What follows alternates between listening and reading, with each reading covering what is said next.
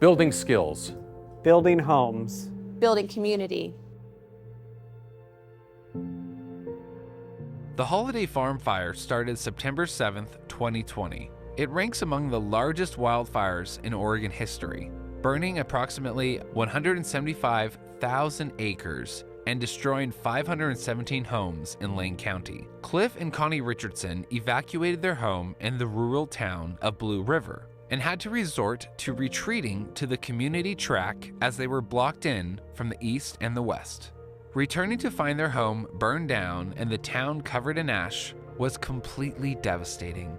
They share their thoughts about readiness for the next disaster from a neighbor's red picnic table, which miraculously survived the fire and symbolizes hope and courage for the residents of Blue River.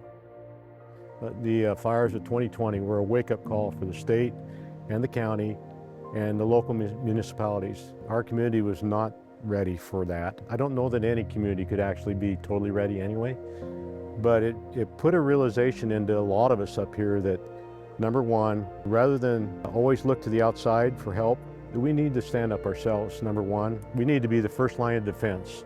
It would be nice to see all levels that would communicate in an effective manner so that we could all have a seamless, it's never going to be perfect, we understand that, but building up preparedness ahead of time and then having the skill sets to manage that, I think is really important. Let's start with our youth and start in the high schools, even sooner than that, and start building that culture that looks at how to mitigate disasters. And so those careers are out there and they're great careers.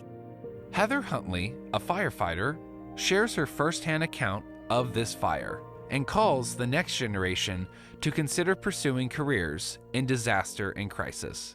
My work that I had up on the McKenzie River was more base camp support, but we were in a spike camp, as they call it, which is a smaller camp that's usually an hour plus away from the main camp. And there was fires on either side of us, which was very terrifying. There was actually large pieces of ash falling right down onto us, and a lot of people that were evacuating their homes very quickly.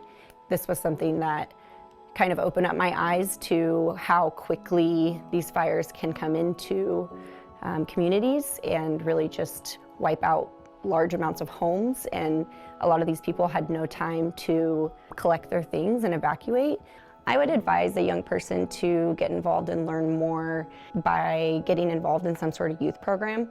There's a lot of high schools that actually offer kind of entry-level fire education.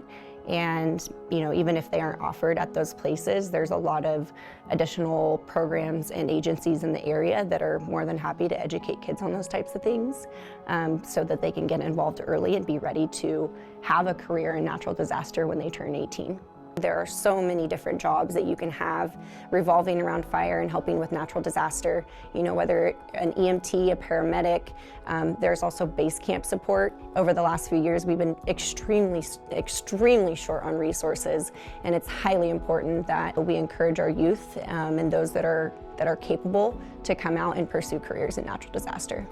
Matt McRae and Jennifer Denning have newly created jobs following the devastating fires of 2020. Matt is a disaster recovery manager in Lane County who interfaces with state agencies and nonprofit organizations to ensure that we are prepared to assist people on their worst day and that funding is allocated to those who need it the most. Jennifer is the Disaster Services Coordinator with Oregon Serves. She works with federal, state, and local partners to develop resources around disaster response and readiness for communities. Both of them define disaster readiness and the opportunities that await the next generation who pursue careers in this industry. It was clear that none of us were ready for the Holiday Farm fire at individual levels, but also at local, county government, state government. We just were not prepared for a disaster of that scale. In order to be ready for the next disaster, a lot of the action is just trying to prepare our systems to be better able to help people get back on their feet. So we didn't have systems immediately available to do hazard tree removal. getting the funds in place and getting the contractors in place to help people rebuild homes is surprisingly difficult. You'll recall that Holiday Farm Fire happened during COVID, which made it doubly difficult to recover. But it's really about having ourselves prepared to rebuild infrastructure and to rebuild communities as quickly as possible.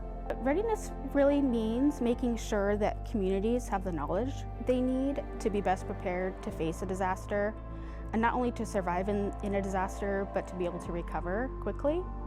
And so with our organization, we try to engage community members and to get that knowledge that's needed out there. I would tell the next generation that it is incredibly rewarding. You get to do a lot of things that impact people's lives and potentially help save lives. And I would just really encourage young people to get out there and volunteer with their local organizations that focus on disaster preparedness. There's no shortage of work, and it really is just about getting involved and getting your hands dirty and understanding where the need is and continuing to follow that. And getting engaged in the place that interests you most. And we need everything from engineers to planners to elected officials to people who know carpentry. It's across the board.